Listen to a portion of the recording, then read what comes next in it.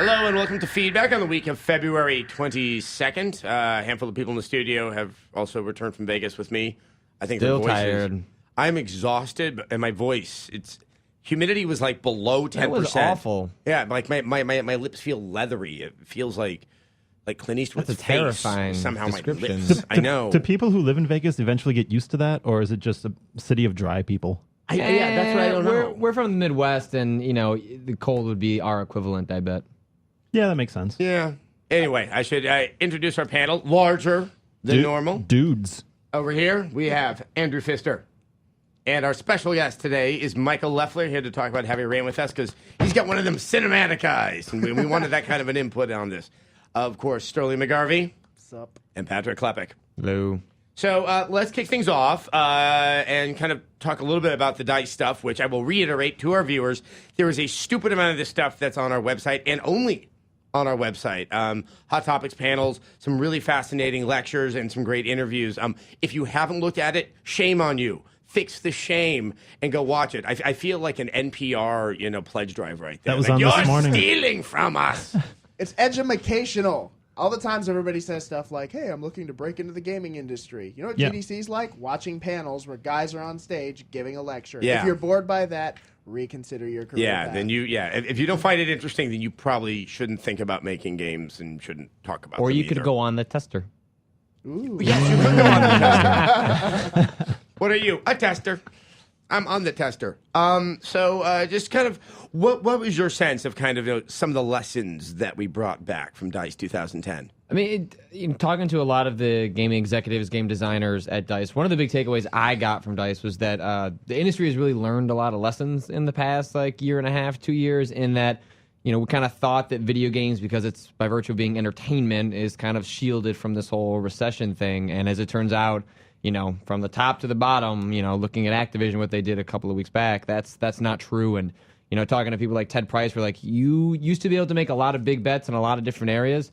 And that is not the case anymore. You need to have your stuff down pat. You need to have guarantees. And at the same time, you were there and we're seeing things like Borderlands being, rewarded for its, taking a risk on its art and stuff like that. So there were a lot of bright spots, but I think a lot of it was, seeing the industry really growing up and sort of running into its first sort of, we saw, when the video game had its crash, decades ago, and that easily could have happened, and everyone keeps talking about that with the kind of glut of, kind of crappy games on the Wii, but, the industry's growing up, and, I think being able to survive something like this, and come out relatively intact, at DICE was like a lot of people like EA's John Shepard saying, don't freak out, the world is not, the industry's not going anywhere, it's just, we're learning some lessons and taking our lumps. A big tone from a lot of the panels that I picked up on was just helping each other out. And these are the warning signs you should be looking for in these certain areas. And, just be careful out there.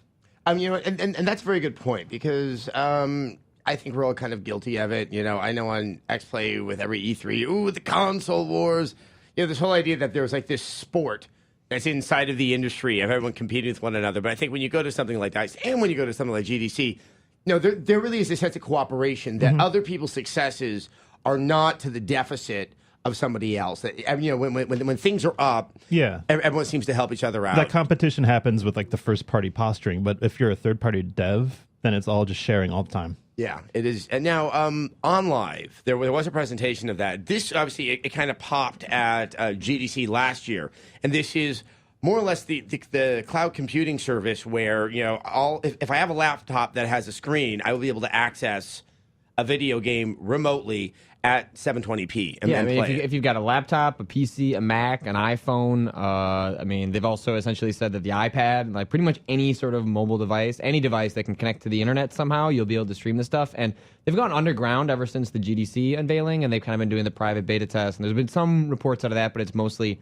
under NDA, and they showed, a live demo at DICE, and there are still issues with that, and I understand, you're never going to get rid of latency, at least not in the short term with the way North America is sort of internet lanes work, but by what they showed and the idea of on-demand streaming video games, look at every other form of media, and it's going in that direction, and to say that video games aren't going towards what OnLive is saying is just irresponsible. It might not be on live.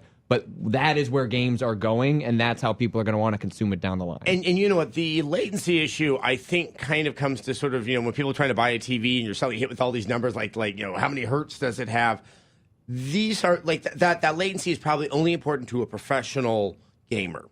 And that is not the majority of people who are playing games out there. And yeah, it'll be sufficient. And also, wow, if you can play a single player game, and it's streaming that quickly, and you're able to play it, it's just remarkable. If they're able to do something, we can offer you, Burnout Paradise or Gears of War 3 for $30, or you can go get it latency free for $60 on a disc at the store. What are a lot of people going to do? Exactly. Leffler? Yeah. Would you play on live? I would. I totally would if like you say, the lag or the latency was low enough that I couldn't really tell. Because I think you talk about the numbers. I don't think specific technical numbers make a difference to most people. I think it's just performance. If I can't tell, like my girlfriend, I'm like, oh, the HD TV, look at this, and she's like, it looks the same as a DVD, and I'm like, but to her it doesn't matter. That's a really good point. Is. My parents, they think HD is widescreen, so like they've got their, big TV set up with like composite cables, and it's being all stretched, but they're like, oh, that's HD. We did it right? No. So like it's really all perception on what you think you're supposed to be doing. Sterling, here's the one thing about OnLive. The name. Yeah. Is it sexy enough? It is video games. We have PlayStations, we have Xboxes, and we have Wiis. OnLive, it isn't very demonstrative of the service, nor is it necessarily kind of get my heart going pitter-patter, pitter-patter. No, but it is easy to say, and it does have connotations because you think of Xbox Live and you think of online. It's like the Reese's Peanut Butter Cup of buzzwords. I never thought of it that way. That's a really good point. It also maybe gives them breathing room if the games thing works out well, that they can go into other media as their own company. That's what I'm thinking, and I think they're being very wise at focusing on one thing first, rather than, hey, we're going to give you everything all at the same time. Then you don't know who the hell to try to sell that to. Let's talk about a couple more things from DICE. Bobby Kotick. Yes. Easily the most anticipated presentation, I think, because they had pulled out extra chairs and everyone wondered if something was going to happen. It's by far the most packed panel at DICE, and it was interesting. I know, Andrew, you had some interesting reactions to his 35-minute speech, was it? It seemed like 35 to 40 minutes. The stuff he was saying, when he's talking, it doesn't come across as sinister or as evil as you might read in a news report on G4 or on any of the blogs. Like he's been vilified so much that you go into everything he says with that expectation, but there's still like this air of creepiness to what he's saying. There was something mild hypocrisy as well. Well, there was an air of hubris about it. Like he knew he was there to kind of rehabilitate his image, but at the same time, he wasn't going to just say, give some mea culpa. Yeah, and he really didn't. He was taking pot shots at EA. I found it interesting that he would be so open with the fact that he doesn't have time to play games and that he won't play games because of what he feels is a compulsive nature in himself, and he wouldn't get any other work done. It was odd that like he came to DICE to become relatable while at the same time admitting, I can't relate to any of you, because a lot of things you hear from people like Riccatello or Shepard or Peter Moore is just like how involved they are on a day-to-day level, or at least attempting to be involved on a day level, and he was just like, nah. Yeah, he'd rather focus on making the money.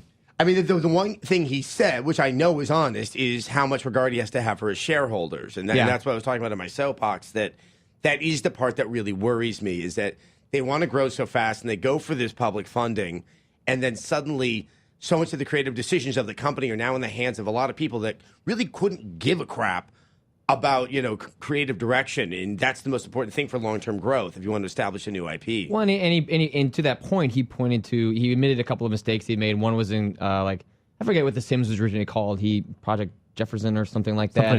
Anyway, so he essentially said he was offered The Sims, passed on it, and that was a mistake. And then he also, Alex Rogopoulos might have been in the room at the time, and he said that essentially apologized to Harmonix for. They bought Red Octane, who had sort of worked with Harmonix to pioneer Guitar Hero, and just they didn't even bother to go to Harmonix to visit to them to see what they were doing. At that point, they were clearly probably prototyping what would eventually become Rock Band, and said that was a mistake for essentially creating a schism in the music space, thus hurting both brands, demonstrably, and saying that maybe he should have gone a different route and bought Harmonix. But like we said, it always comes with like a tinge of disingenuity, is that he's shutting down Red Octane. Like just happened. He's keeping a couple of the founders, folding them into Activision, but the rest, the rest A lot is of them are gone. out of jobs. Yeah. And so it's like, yeah, you're saying I should have bought Harmonix at the same time that you're shutting down the studio. So it's just like, are you actually apologizing, or you just made a crappy business decision? Yeah, it was altogether strange. There's also, I don't know, I think I mentioned this to you when Paul Simon was inducted into the Rock and Roll Hall of Fame. He was giving some speech that was just kind of strange, and then he decided to just kind of insult Art Garfunkel. And it was like, it was just, maybe it's just because he's small and Paul Simon is small, and they both just kind of have this, like, I was a schoolyard bully, or I wasn't, and now I want to be a little bit kind of feisty there. But the whole thing just left me with an unpleasant taste in my mouth. Yeah, I think that kind of sums up the whole speech in general. It made me think that of all the game companies, I really wouldn't want to work there if that's kind of the nature of the leadership. I wanted to believe him, but I just came away with it just not feeling it. Now, would you invite him over for tea, Leslie? I might let him invite me over for tea to his nice big mansion. I think that's a good point. Yeah. I think that like leadership in that, as long as he's not doing things like passing on the Sims or like limiting creativity, I think that his eye is on the business ball, and it's like that's kind of his job in a big way. He doesn't have to be a jerk about it, but like that's his job, is to bring money in, and his job is to hire good creative people to do the creative thing and let them do their creative job. Right. I'm not really that concerned that he doesn't play games. It's like, does the head of, I'm sure the head of Warner Brothers watches movies, but like, but they hire Christopher Nolan to do Batman and let him do his Batman thing, and you get a good Batman movie out of it. The other comment of his that he made that just kind of perked my ears up was that he didn't understand why a online Warcraft would be that popular. Like, he just did not get it. And then eventually World of Warcraft happened. It's like, oh, okay, yeah. Now I own it. I wish I could remember what my original thought was on World of Warcraft, because it was just so damn long ago that I don't recall that. Okay, one of the things, this was like my highlight of Dyson. It's a video that's up there. I know there's been some funky stuff with the camera work. We're going to have a new version of it that's going to be up there very, very soon. It may not be up there right now.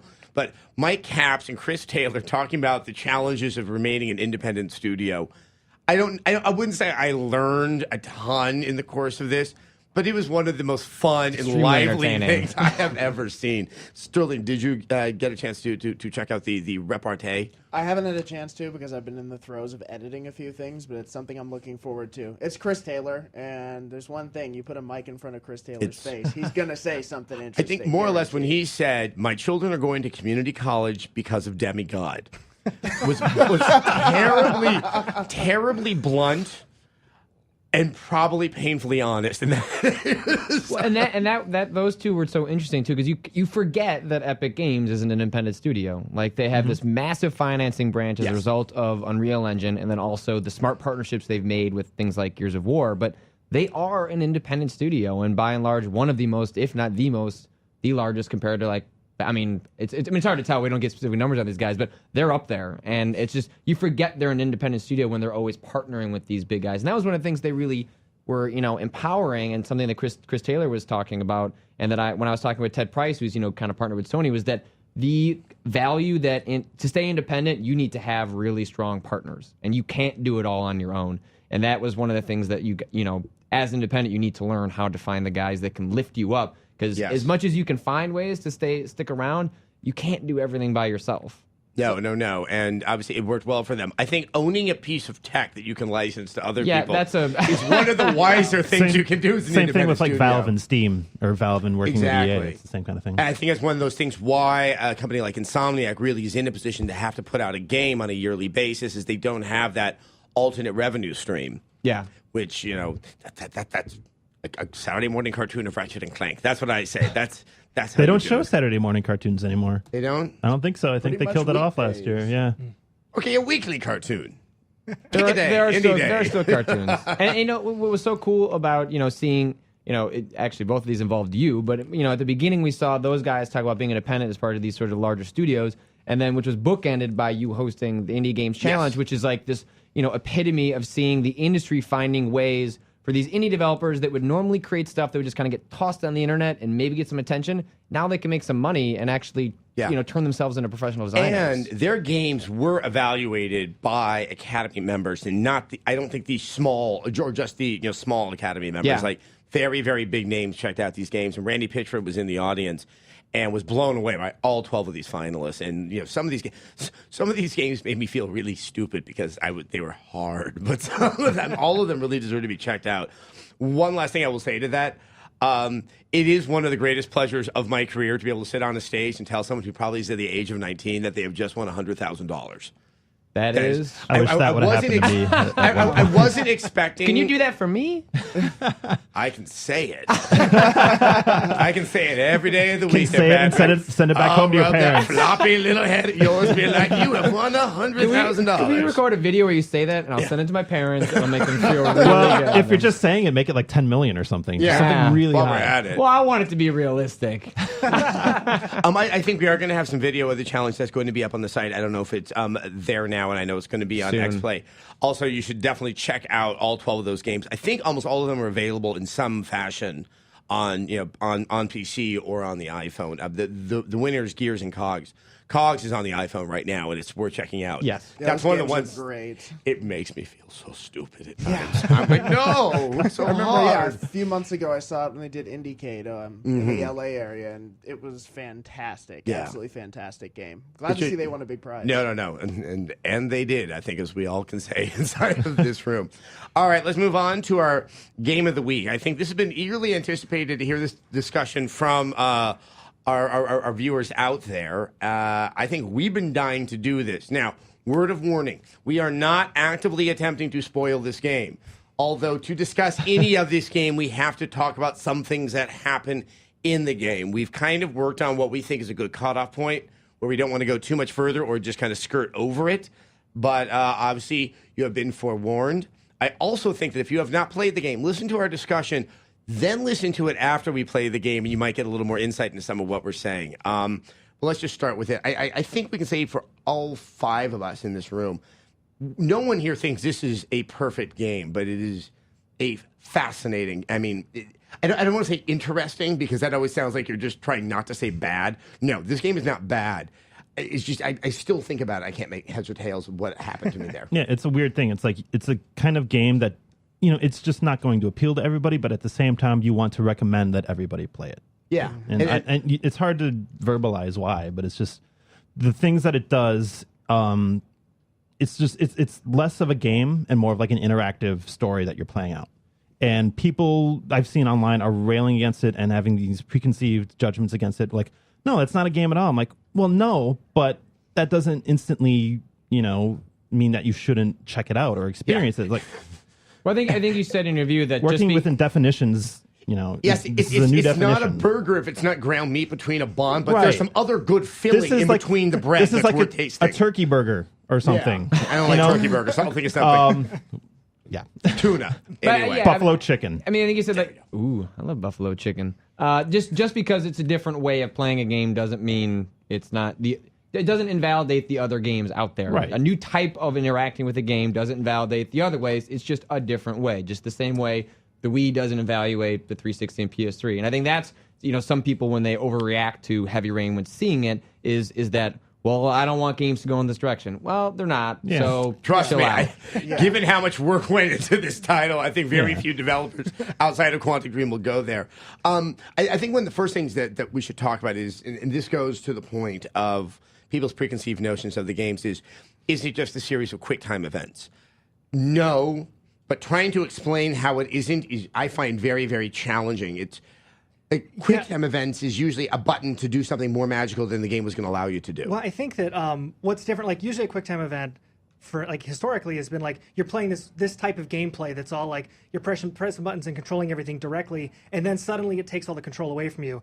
This game, like, it eases you into a whole new way of controlling this environment, so it doesn't feel like a separation of like there are events that are very much like kind of like QuickTime events, but just there isn't just a fail state. There's so many branches that it can take that it feels organic, and it feels like I'm totally interacting with this and my blood is racing.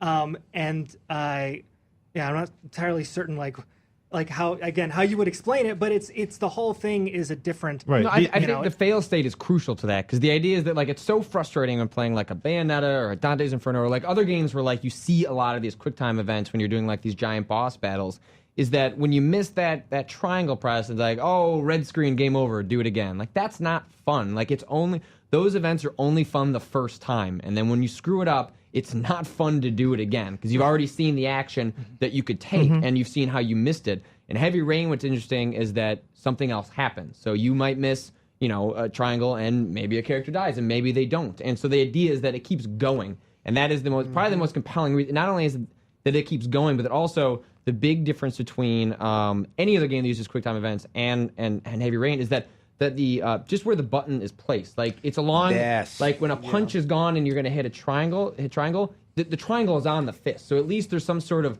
physicality to the interface that isn't there in other games where it's just like a giant button at the bottom of the screen. It taps into your like associations with the human body and gestures, and like it taps into quick reaction times and quick decisions, and knowing that there are repercussions, you just have to go with your gut.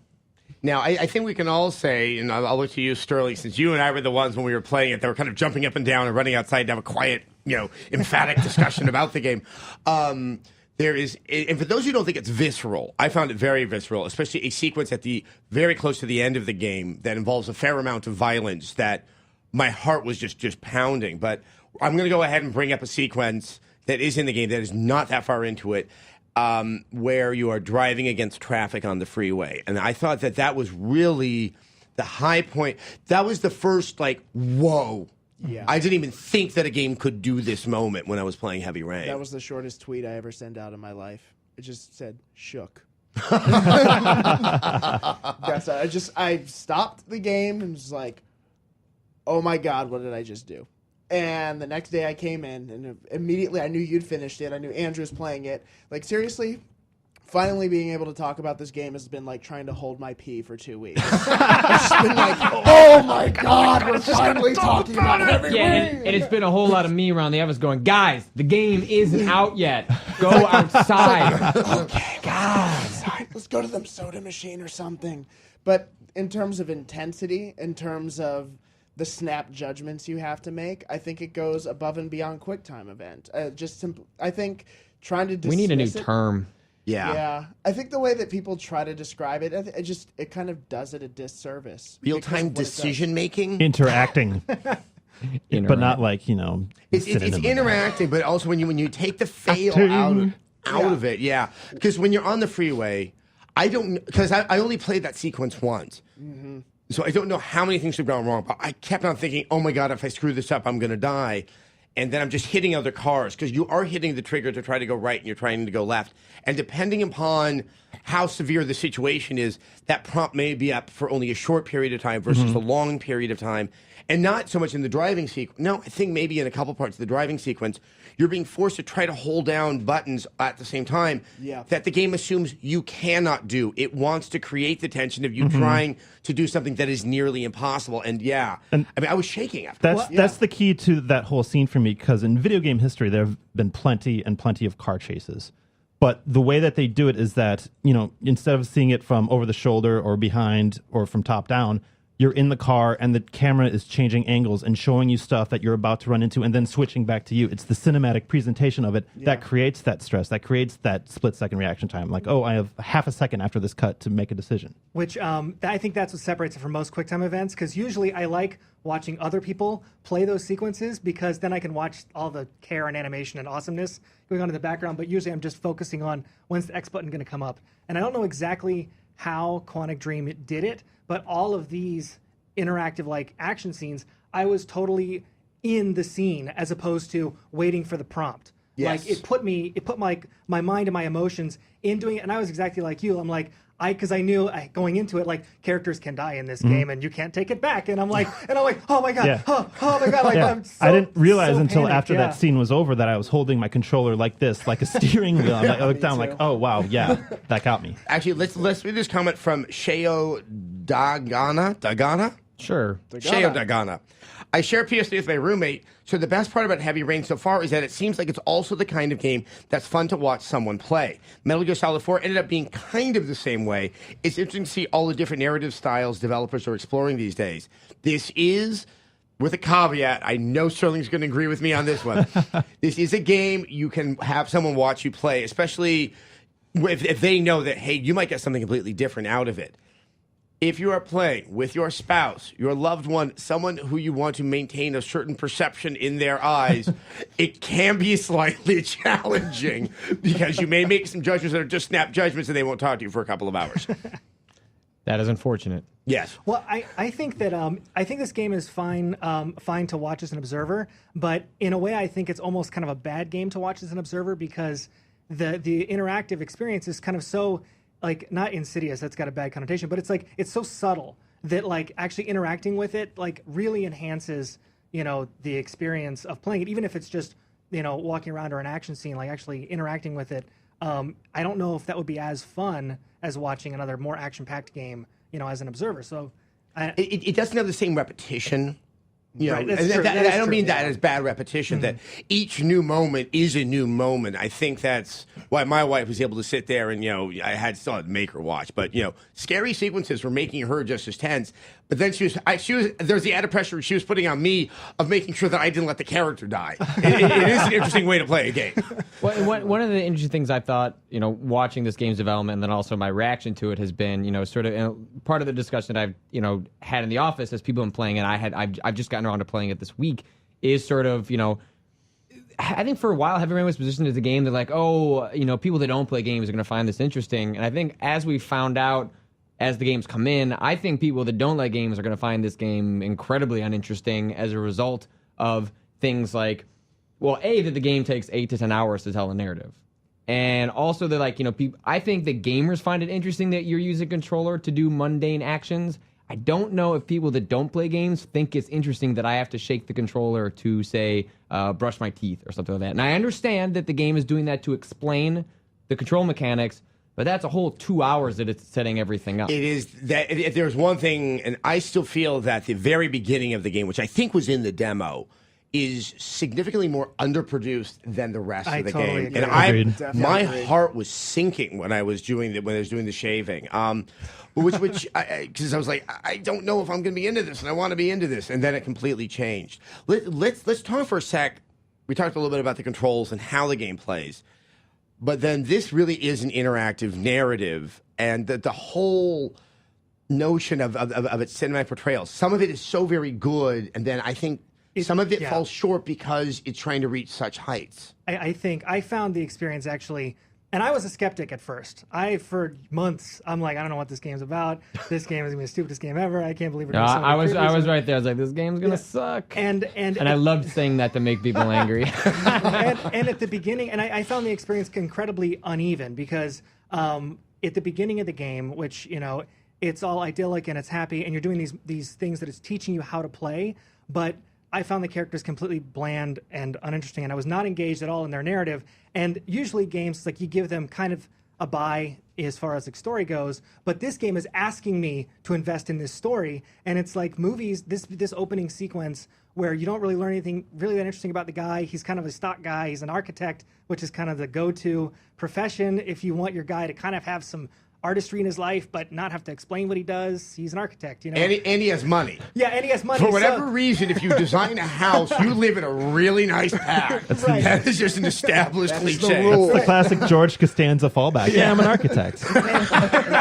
You're But right. like, and what I found is like, you're like, oh, but it's a game, so it's a buy. It's like, well, you can't forgive that really because every movie has to overcome this same problem of like, okay, I know nothing about these people. You have to get me interested in you, in your story in like 5 minutes. Yeah, I and thought instead that- it's like Yeah. 2 hours long. Yeah, and I thought that Heavy Rain kind of failed at that. It took a long time to get it going, like the torque it takes to get the game going. But that freeway sequence that you talked about, that was the first time when I was officially in. It had completely hooked me because the gameplay is interesting and the physicality of it's great, and then as a piece of the plot and as a sequence, Yes. in a movie that would have been awesome. And that's what, to succeed, that Heavy Rain basically needed every one of their scenes to be as compelling as if it had been in a movie, but you get to interact with it and it's a new experience. And I think as we're saying, there's other very exciting sequences that happen before the freeway, Yep. but they seem to be more fascinating in a standalone way and not in how they're kind of blending into the overall story. Now, Sterling, I was going to ask you, at what point for you in playing the game did you go, okay, hold on, yeah, I'm invested? I mean, for me, it was playing the first interactive Panic Attack. I felt like someone had made a game just for me, and that happened rather early on. But when you were playing, because I think you were getting about as excited as I was, what was that first tipping point for you?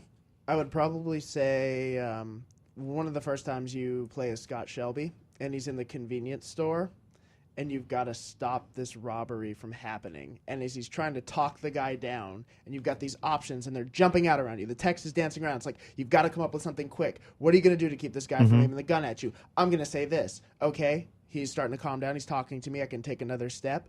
God, I shouldn't have stepped on those potato chips. Should have knocked over that bottle. Should have not walked down. So you're feeling this variety of emotions that are coming at you so fast. It's like regret, but at the same time there's tension, and they do a great job of heightening it. I feel like a lot of the scenes in that game, what it's so good at is raising the stakes. And in that scene, that's one of the first times where it teaches you that, the options that it gives you for thinking or decisions, they're not always telegraphing what the actual outcome of that's going to be. No. And I think that was the first use of split screen. I think so, like the 24 style. I believe so. At least the first time that I was like, this is a little bit on the tense side. I thought the split screen was actually really effective in that scene because for the first time I finally got why they did that, because there's a shot where it's from behind you and you got your hands up and there's a close-up of the robber and there's a close-up of Scott Shelby. And I was editing with my eyes because I was checking the reactions of the guy. I was checking Scott's reactions. I was looking around. I was like, oh, so I can survey. I can have this awareness, because in a game you don't have peripheral vision. You don't have your other senses. That it's like, oh, I have a spatial sense of this scene of what's going on. And I wanted to say that this is a really subtle thing. And this, probably thinking about it, is the first time that I started to get it, was when you're in the police station as Ethan getting interrogated. And I don't think it has I don't think it affects the outcome, but they ask you, what time was it? And I'm like, I don't know what time it was. And then it says, what was your child wearing? And I was like, I don't know. And I was like, I played with that kid for a half hour. And don't you feel like a bad There's a dad? kid. Yeah. It was, and that was awesome, because I don't think your answer affects anything. That like, oh, he's wearing green pants. Yes, we found him, because I don't think Game's over. But that totally put me in that situation, because I was like, I have no idea what he was wearing. And it really put me on the spot, like as a person, and I felt bad that I didn't know what he was wearing. So I had that when you're at the park with your son, and it's not the merry-go-round, but it's that thing like the carousel. You put kids on it and you spin it. Yeah. And I still hadn't gotten a couple of ideas of the controls down, and I failed on the third fail. I mean, the kid looks up and he's like, "That's okay. I didn't want to do it anyway." He's speaking to you, the player. And I was like, That's I am all right. such a. I mean, I was ready for like the PSN to like report me to Child Protective Services. And I was going to get busted for it. Now, I want to read this comment from David C, because I think it starts to kind of play into when I talk about the child. We're going to get to the voice acting in a quick sec. I wonder that if the same story you played were a movie, would it have garnered a positive critical opinion? Is it as good as a movie like Zodiac, one of my favorites? Good taste, actually. Or does it fall back on cliches that are somehow more acceptable because the mere idea of being this cinematic is an exciting prospect for gamers? This is, I think, the core of the conundrum, because so much of what's exciting about this is that we don't know if we can call it a game. But I think we are all, if we took this story and we pulled it out and put it in a different format, I think it would be less satisfying. I have kind of an analogy. I don't know if it's exactly right, but I feel like this game is an important experiment. Yeah. In saying like, this is a glimpse at what is possible in the future. I personally did not like the resolution of the story really much at all. But it's almost like The Jazz Singer, which is like, that was like the first movie that like had like sync sound and it's always like technical achievements. I don't know anybody who's going to go back and watch The Jazz Singer now. Yeah. We've moved beyond it, because we've got like, oh, that was the baby steps of the medium. And like, You always point to it saying, look at what that did. This is and an important case study. This is an important, to take lessons away from. Also, I'll feel a lot less awkward playing Heavy Rain again in several years than trying to watch The Jazz Singer. Yes. I was going to make the crack too myself. I was like, I would have done the Great Train Robbery. Because I'm like, it's impressive because they filmed a train robbery and no one had ever done that before.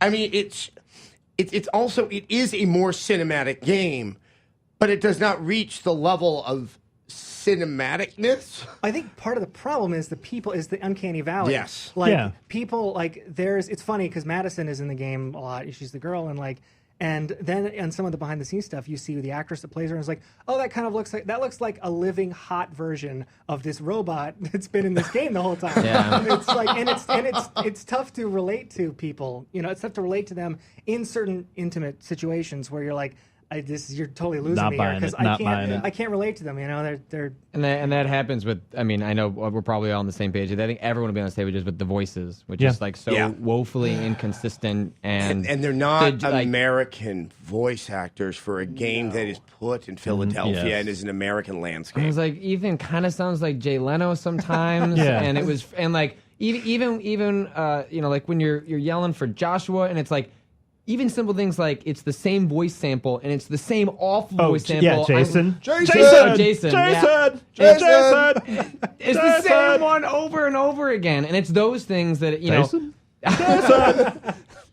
It's those things over and over again, and you know, for a game that is such a bleeding edge experiment, you know, on one hand you want to be like, well, you know, I understand why that falls through the cracks, but at the same time, when you go to that, when you want to be that extreme in the cinemacism of the game, that's what's gonna stick out, like that stuff. I think also because, and this is true with the graphics as well, like those load screens, it is what I remember seeing from the demos at Gamescom and E3. The this full amazing face, face yeah. where you have dry patches, but you never are dealing with the character that close up ever in the course of the game. And so a lot of this wonderful detail is lost, and what you're left with are animations that don't quite ring true, and then voices that just don't sound right. And I think it's because they're creating a situation that so many times is so compelling and realistic that they're kind of obligated to Yeah. go all the way, because anywhere they fall short, it is really apparent. And the animations themselves are, you know, opposite. Like in the cutscene stuff, the stuff that they pre-directed, that looks great. It looks fantastic. Like the car chase scene and the fight scenes are really great. But then you're walking around in a room just very stiffly, yeah. and then turning on on a pivot, and it's just. And a lot of times, why? And a lot of times, like it's kind of tough to get the direction down. And Yeah. at times when like I'll be trying to walk with me, and you'll try to walk with me, and all of a sudden I'm walking in the opposite direction, and Trying to does walk do the around a Resident coffee Evil. table. Yeah, I was gonna Classic say, Yeah. I played a lot of Resident Evil, so I was like, oh, this feels familiar. Yeah. Now, at the same time, we've all been very aware of these problems, but all of us are very eager and animated in having this discussion because this game has just stuck with me. I mean, there's just something curious and there's something different, and that when it was at its good moments, and some of those moments I think still actually do function very well emotionally. It's so high that I think that, you know, I don't remember those negatives anywhere near as much as I do the positives. Yeah, well, I think one of the things that stuck out to me was its treatment of violence, because video game industry, like violence. Every game's got guns and you're shooting things. Like this is one of the first games where the violence really felt visceral and real in a way. It's like Emotionally charged Yeah. violence. And And not when you satisfying. I mean, I Right. think Yeah. that's... Yeah. because you it's fight not. somebody, and it's not like a two punch exchange. You're like, oh, you're Or a bad. health Sam bar. Fisher. Yeah. It's like, no, It's a brawl. You're fighting somebody, and it goes on for a long time because human bodies are really tough, and unless you're, a professional, like you can't hurt somebody or subdue them very quickly. Plus, I mean, most people when they fight and they're not MMA or in boxing don't look very good when fighting. they don't. It's See, Jersey Shore. yeah. I have to say, the fight choreographer, whoever choreographed all of the action scenes, deserves a medal because it was amazing. Just from just how the fight progressed and it moves around the environments, they were all really, really good. Well, plus also if you look at the credits, there's people that actually are called set directors. That they Yeah. were very thoughtful about how to lay out the environments that you'd be interacting in. I mean, I cannot wait for the postmortem on this game because I think hopefully they'll be quite honest on where things fell short, and I think they fell short for financial or for eventually they had to release a game. I mean, that's the And- thing. Is as Matt Heil pointed out to me that the thing with the voice acting is surprising because Sony doesn't usually skimp on stuff like that. I mean, Uncharted They 2 don't. Right. and Ratchet are living examples of that. That there is just clearly some pressure. They are supposed to be making more games for Sony, correct? Yeah, I mean, yeah, they're contracted to do more. And you know what? I almost, given that how glaring some of it is, I almost get, I'm making a wild assumption that they thought it was good.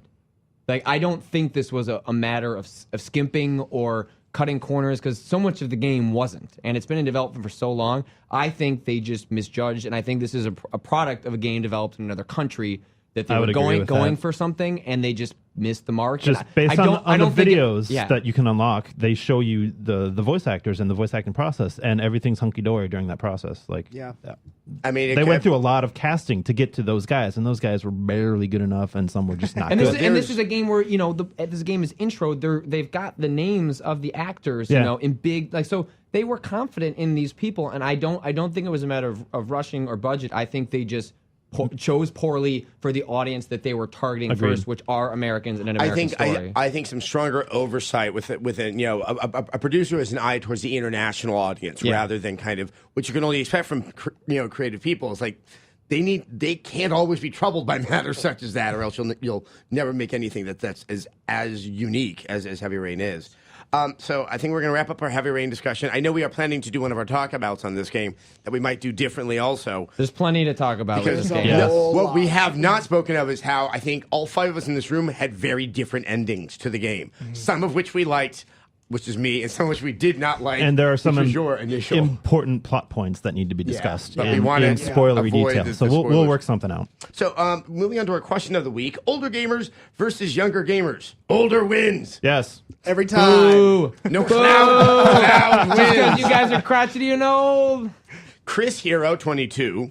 I have always wondered if the kids of today, I wish it was just kids today, Capitalize. who have grown up with the consoles we have now seem to play games for seemingly different reasons. Do you guys think older games who experienced the early console days have a greater sense of appreciation for the gaming industry as a whole? I can't count the times I felt like a younger person plays a game to cure boredom, whereas I see a lot of older gamers play a game because they actually enjoy it. That might be a little severe. It's kind of harsh at the end. I think it was reaching up there, and then the last part But was a little bit harsh. I like the part where they say an appreciation for the gaming industry as a whole. And I don't want to say they don't have an appreciation, but I came from a time when it wasn't clear if games were always going to be there. And so Or if it was a temporary medium. so there's a sense of I tend to very much want to just celebrate anything good that happens in the gaming industry because I'm probably still in the mindset like I need you here.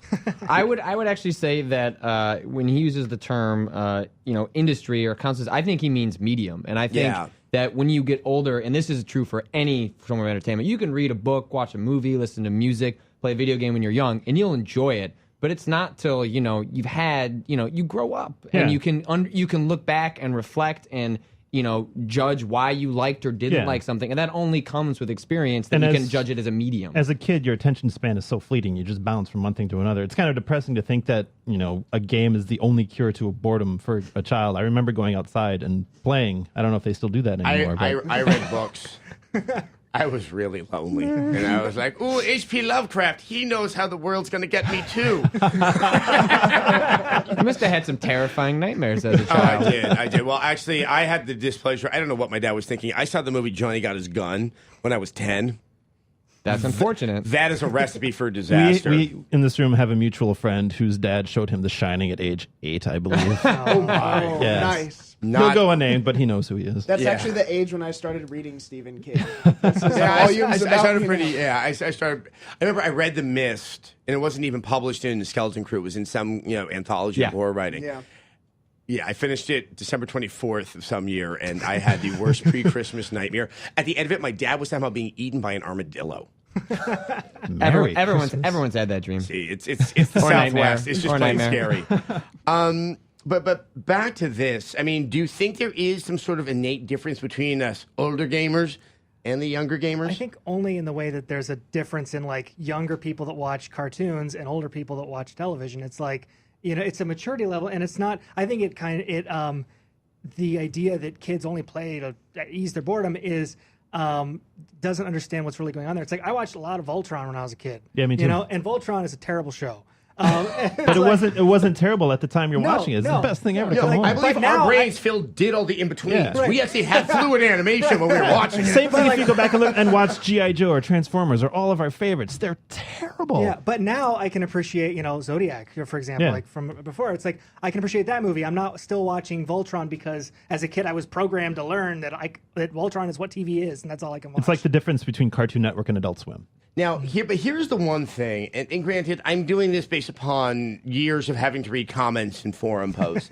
Yeah. And I know it's the word I know all of we have used many times, the entitlement issue.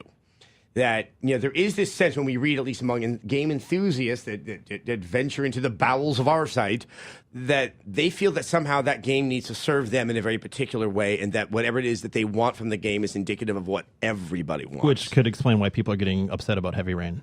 Yeah. It's that Yeah. kind of thing. It's It's also entitlement and like try to imagine what your first game you played and then how that set your like say Mario Brothers was your first game. That's a common ground we can have.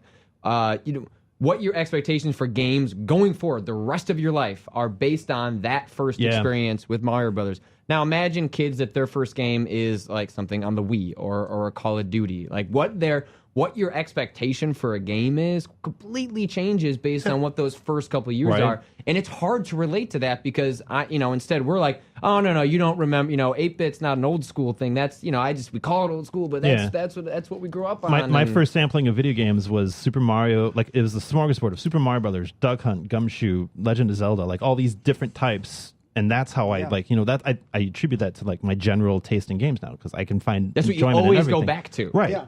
It's a primordial ooze. The primordial, which the you sampler platter. evolved. It's for That me. It was begat Ghosts and madness. Goblins. Yeah, exactly. It was going to the scary ass bowling alley in Richmond, Golden Gate Lanes, and watching people who I think would do horrible things to me play Ghosts and Goblins because they had a machine there. But all I cared about in playing that game was to see what the next level looked like, and that I think has always fed what I'm interested in games is I want to see the next level of creativity. Sterling, what were you going to say? I think the biggest thing that I think a lot of us take for granted also is look at the communication divide. Look at the difference in communication and the way we interact with each other now versus 15 years ago. Mm-hmm. You look at a teenage gamer from 1994 reading a review of Sega Genesis games in EGM and going, I disagree with this review. I'm so pissed off. I'm going to write a letter to the editor. That takes too much work. Yeah. And whereas now it is immediate feedback and therefore there's a whole argument online very quickly that blows up and disappears about as quickly as it probably took a lot of yesteryear's teens to go through an issue of EGM. Yeah, you're right. I think that today's kids have access to faster feedback, and therefore I think that's part of what causes the divide is when I was 15, hell yeah, if I disagreed with the score, I was like, they're wrong. They suck. I was too lazy to write a letter. And I think a You lot just of people bitch about it with your friends, somewhere, yeah, you just go, outside. they're full of crap, But now, oh no, everybody gets in your face because it's easier. Yeah, and that somehow we're going to do something about it. You won't. I'd like to say that Kids of Today is a great band name. Yeah. I'm gonna claim that. I do like that. Kids of Today. That's an indie name. Yeah. So I think that's it for this week of feedback. One other thing, if you have not read Andrew Pfister's review of Heavy Rain, please do. It is one of the best reviews I've ever read because it is incredibly informative, thoughtful, and spoiler-free. How you pulled that off with this game, I have yet to understand because I refuse to review it just as a result of that. Also, once again, check out all of those DICE videos. Just check out everything on the site. It's going to keep us employed, and we would appreciate that. And you get more feedback as a return. Mike Leffler, thank you for making Thank a you guest very much. appearance. Yay. Next time we have these one of cinematical types games, we'll bring you down here to bring that eye that does cinema things. We'll have you sit in a here. tall director's chair too, just to Yeah, no, drive please. that I down. like that. But you have to talk We're gonna like force William you to do Friedkin. that. Can I wear a fake beard? Yes. Exactly. I'll supply the beret. And Sterling, thank you for dropping by. Patrick, you. I'll see you next week. We will have Abby Happy back next week. She gets to do this thing called vacation. We're going to try that soon, too. Yeah, All right. right. And with that, we'll see you next week with feedback. Hello there. I'm Adam Sessler, host of X-Play, editor-in-chief at G4TV.com. I talk a lot about video games, and sometimes a camera is in front of me when I'm doing that. We call that Sessler's Soapbox. It takes about 2 minutes of your time, but trust me, you will hear invective and joy and probably a lot of rude things like you've never heard before in the context of video games. I do it for you, so you should check it out. It's up every Tuesday on G4TV.com.